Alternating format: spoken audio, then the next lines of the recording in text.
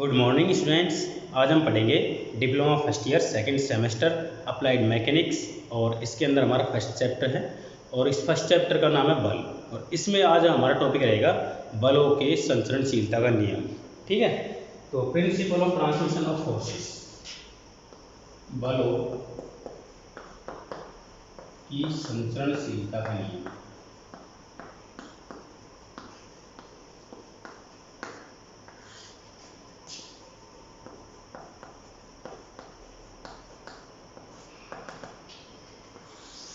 देखिए, ये नियम क्या कहता है, मान लीजिए कोई बल है, ठीक है, वो एक बिंदु पर कार्य कर रहा है। अगर उस बल की क्रिया रेखा आगे तक गुजर रही है तो उस बल को उस क्रिया रेखा के हर एक बिंदु पर किसी दूसरी जगह पर भी हम उसको कार्यरत मान सकते हैं। जैसे एग्जाम्पल के तौर पर ये कोई वस्तु है ना,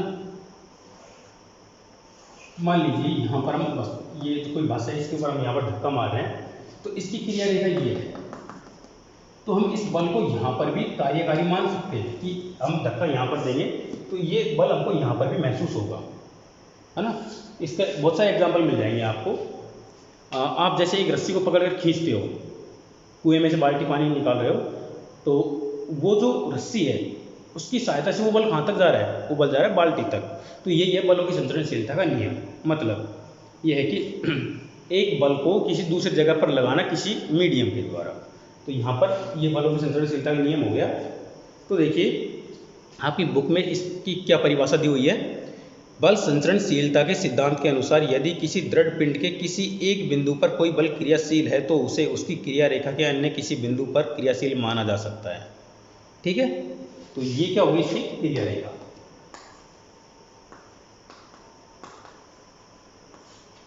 नेक्स्ट हमारा टॉपिक है बलों का वियोजन। तो मैं इसको मिटाता हूं।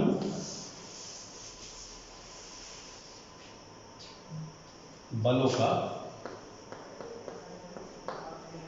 वियोजन, ठीक है, इसको बोलते हैं resolution of forces. Resolution of forces.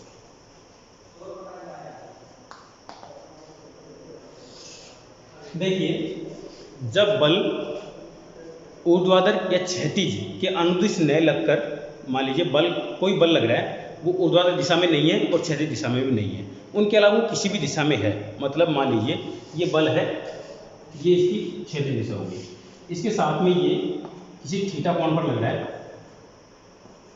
तो इस बल को हम क्षैतिज दिशा और ऊर्ध्वाधर दिशा में मान सकते हैं। तो इसके लिए हम बलों का वियोजन करते हैं। मतलब इस बल की वजह से इस क्षैतिज दिशा में कितना बल का प्रभाव आ रहा है और इस बल की वजह से इस ऊर्ध्वाधर दिशा में कितना प्रभाव आ रहा है, इसको हम बलों का वियोजन कहते हैं। तो इसका वियोजन करने के लिए हम यहाँ पर लिखेंगे F cos थीटा और ऊर्ध्वाधर दिशा में F sin थीटा।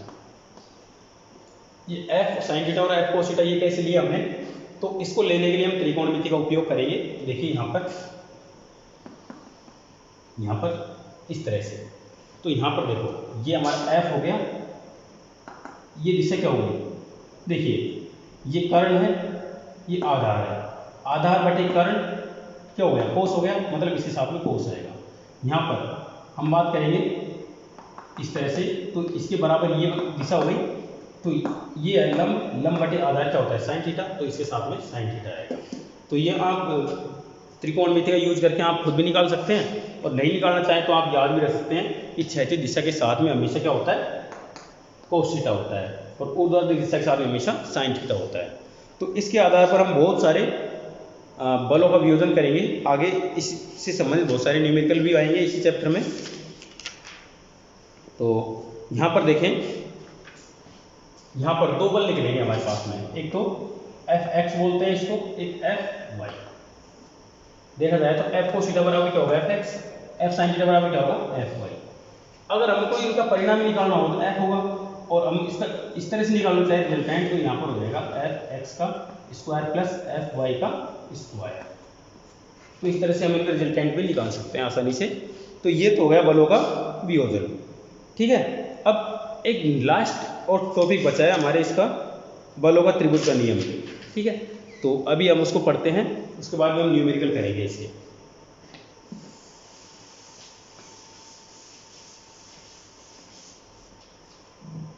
बलों का त्रिभुज नियम, बलों का त्रिभुज नियम, triangle of forces, triangle law of forces. तो देखिए ये नियम क्या कहता है, यदि दो संगामी बल परस्पर एक बिंदु पर कार्यरत हों और परिमाण तथा दिशा में किसी त्रिभुज की दो परस्पर भुजाओं को प्रदर्शित करते हों, तो उसकी तीसरी भुजा परिमाण तथा दिशा में परिणामी बल को प्रदर्शित करती है। इसका मतलब ये है, मान लीजिए ये कोई त्रिभुज है, ठीक है, इसका एक बल F1 यहाँ है, दूसरा बल F2 यहाँ पे है, तो इनका परिणामी बल होगा ये तीसरी वाली भुजा, ठीक है, और दिशा भी क्या होगी, जो इस तीसरी भुजा की जो दिशा होगी वही परिणामी बल की दिशा होगी। तो ये बोलता है त्रिभुज का नियम, ठीक है। तो इस त्रिभुज के नियम को हम साइन रूल से भी डिफाइन कर सकते हैं। तो साइन रूल के अनुसार क्या होगा, देखो यहाँ पर मान लीजिए ये कोई कोण है एल्फा, ठीक है, और यहाँ पर हम एक को मान लेते हैं थीटा, एक को मान लेते हैं हम, मान लीजिए ये एल्फा है, चलो मैं इस त्रिभुज को कुछ इस तरह से बनाता हूँ, थोड़ा सा जा रहा हूँ यहाँ पर, इस त्रिभुज को मैं कुछ इस तरह से बना देता हूँ, इस तरह से, ये एल्फा है, इसके साथ में ये जो कोण बन रहा है ये थीटा है ना, मतलब यहाँ पर ये F1 ये F2, क्षैतिज साथ में ये F1 ये रहा, ये F2 ये रहा, इनका रिजल्टेंट इसके विपरीत दिशा में R, ठीक है। एल्फा क्या है, परिणामी बल की दिशा है, F1 की तो 0 हो गई मान लो, F2 की इसके साथ में थीटा कोण हो गया, तो ये दो बल हो गए अलग अलग कोणों पर, तो इनका परिणामी बल एल्फा कोण पर लगेगा और इसका ये परिणामी बल हो गया। तो इसके लिए हम क्या करेंगे, साइन नियम लगाएंगे इसमें, साइन नियम लगाने पर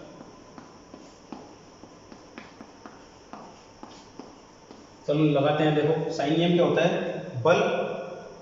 जो बल होता है उसके बची हुई दो भुजाओं के बीच में जो कोण होता है वो उसके नीचे लगाते हैं, जैसे F1 बटे साइन। अब देखो यहाँ पर F1 ये रहा, इसके अलावा दो भुजाएं ये हैं, तो यहाँ पर कौन सा होगा, जो भी कोण होगा वो क्या होगा, इसके बीच में होगा।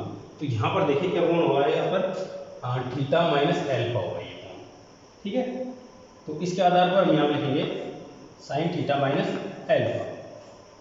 F2 ये रहा, इसके पीछे कौन सा है, साइन एल्फा, और F की जगह हम यहाँ पर इसकी जगह R लिखेंगे, तो R ये वाला कोण हो गया, तो इसको क्या लिखेंगे हम, 180 minus theta, sine 180 minus theta. Sine 180 minus theta बराबर क्या होता है, sine 180 minus theta sine theta के बराबर ही होता है, तो इसको हम R बटे साइन थीटा भी लिख सकते हैं। यहाँ पर भी यही रहेगी, F1 बटे साइन थीटा माइनस एल्फा बराबर F2 बटे साइन एल्फा इक्वल, तो ये हो गया बलों के त्रिभुज का नियम, ठीक है। इस नियम के आधार पर हम बहुत सारे सवाल करेंगे आगे, हम जैसे न्यूमेरिकल पढ़ते हैं। इसके अलावा एक छोटा सा टॉपिक और है इसमें, बलों के बहुभुज का नियम। तो ये जो बलों के बहुभुज का नियम होता है, इसको हम बलों के जो वियोजन का जो नियम है उसके आधार पर ही इसको हल करेंगे। तो इसको हम नहीं पढ़ रहे हैं, बस थोड़ा सा मैं इसकी परिभाषा जरूर बता देता हूँ। जब दो या दो से अधिक बल किसी पिंड पर कार्यरत हो तथा किसी बहुभुज की परस्पर भुजाओं को परिणाम तथा दिशा में निरूपित किया जाता है, तो उनका अंतिम सिरा परिणाम तथा विपरीत दिशा में परिणामी बल को प्रदर्शित करते हैं। मतलब उसकी जो लास्ट भुजा है वो परिणामी बल को और परिमाण और दिशा में व्यक्त करती है, बस ये नियम है। तो अब देखिए इसके हम कुछ न्यूमेरिकल करते हैं, आपको मजा आएगा न्यूमेरिकल करने में, तो साथ में कैलकुलेटर लेके जरूर बैठे। मिटा रहा हूँ मैं इसको।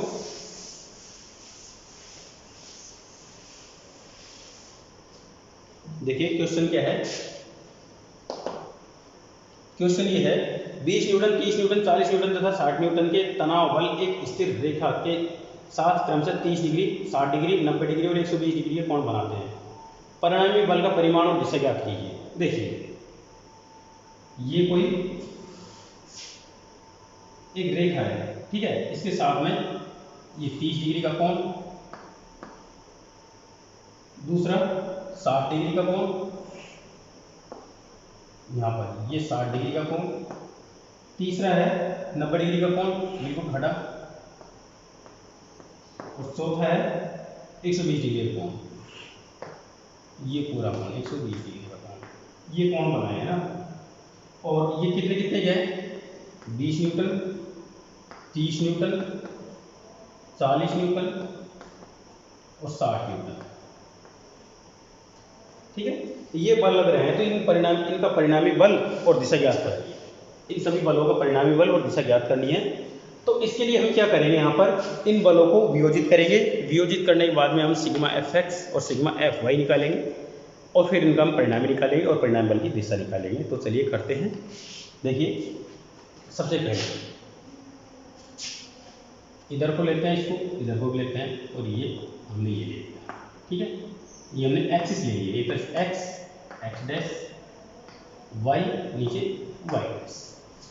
इस बल की बात करें तो इसको वियोजन होगा, यहाँ होगा 20 cos 30, 30 डिग्री कोण है इसके साथ में, तो इसके साथ में क्या होगा 20 sin 30, इसका काम हो गया। इसी के साथ यहाँ पर 30 की बात करें तो 30 cos 60, इसकी बात करें तो ये 30 sin 60, इस 90 वाले की बात करें तो 40 cos 90, इधर को बात करें तो यहाँ पर हो जाएगा 40 sin 90,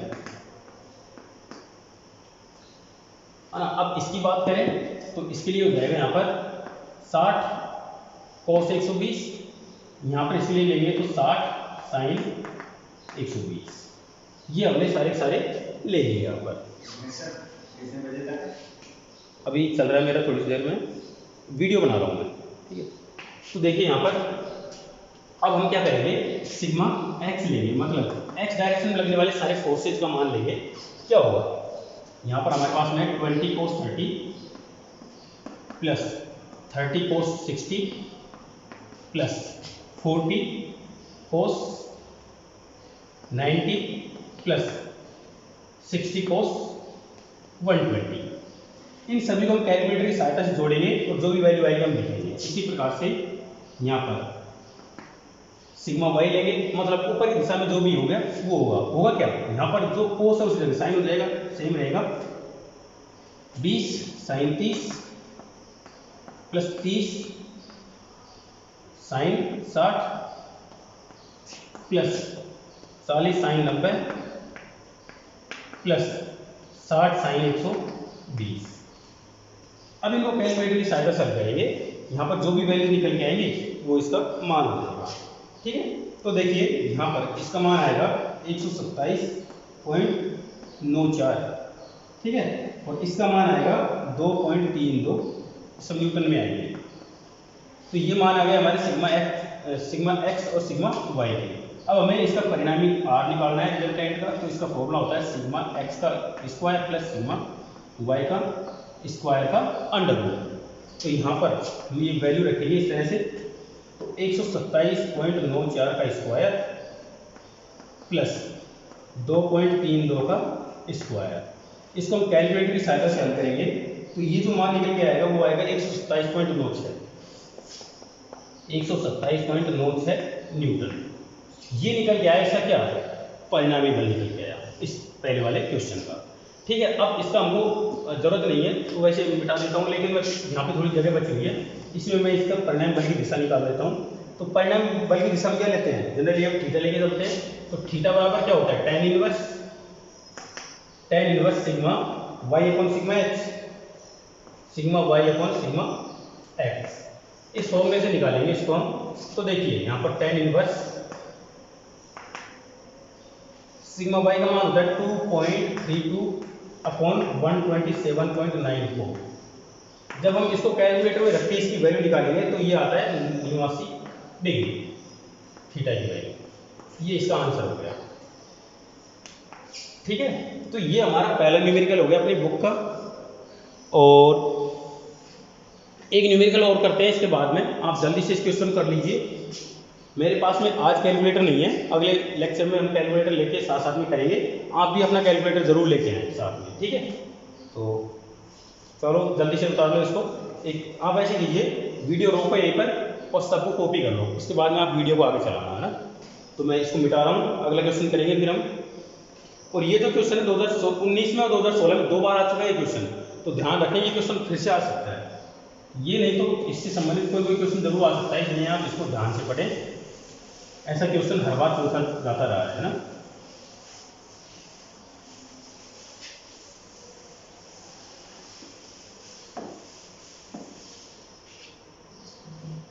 देखिए क्वेश्चन क्या है, मैं देख लेता हूँ। अगर ये क्वेश्चन बिल्कुल इसके जैसा ही है तो फिर क्या जरूरत है करने की, थोड़ा सा अलग हुआ तो हम इस क्वेश्चन को करेंगे। देखिए ये क्वेश्चन है 100 न्यूटन बल के अपने क्रिया रेखा के दोनों ओर 45 डिग्री व 30 डिग्री की दिशाओं में घटक ज्ञात कीजिए।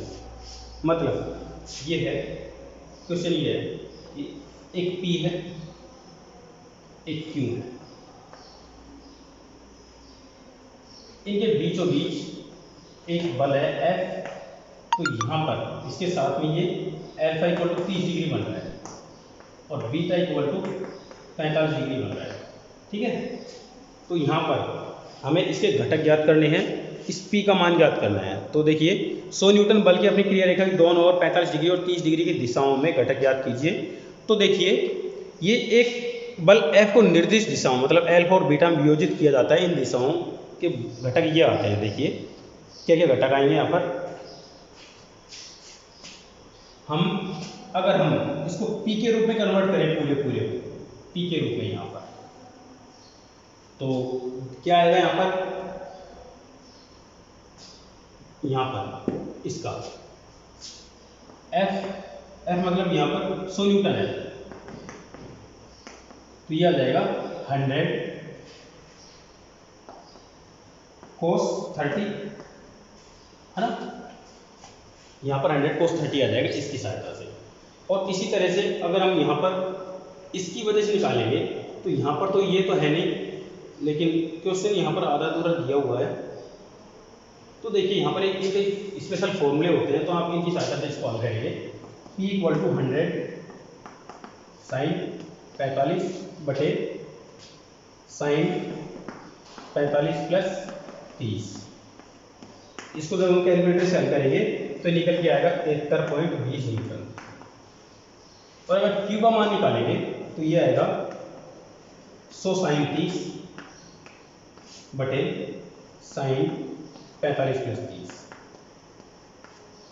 तो इसका मान निकल के आएगा 51.76 न्यूटन। ठीक है, ये फॉर्मूले होते हैं इस तरह क्वेश्चन करने के, P और Q के मान, जब इन दोनों के बीच में कोई बल दिया हुआ होता है। ठीक है, तो यहाँ पर देखें P है तो इसके साथ में ये वाला फॉर्मूला लिया है, और Q है तो इसके साथ में ये वाला लिया है। इस चीज़ का ध्यान रखें अगर ऐसे क्वेश्चन आता है तो। ये क्वेश्चन 2018 में पूछा गया था और उसके बाद में क्वेश्चन नहीं पूछा गया है। ठीक है, बाकी ये न्यूमेरिकल हैं वो हम अगले लेक्चर में करेंगे। आप सभी कैलकुलेटर लेके बैठना और मैं भी कैलकुलेटर लेके आऊँगा। ठीक है, तो चलिए मिलते हैं अगले लेक्चर में। Thank you. और उससे पहले मैं आपको एक बात और बता देता हूँ, ये आप वीडियो देख रहे हैं अपने SDIT कॉलेज के चैनल पर, तो आप इस चैनल को सब्सक्राइब जरूर कर लें। ठीक है, और बेल आइकन को जरूर दबाएं। ठीक है, अपने दोस्तों को दिखाने के लिए इसको शेयर भी कर सकते हैं, बहुत अच्छी बात रहेगी अगर आप इसको शेयर करते हैं तो। ठीक है, चलिए मिलते हैं अगले लेक्चर में। Thank you.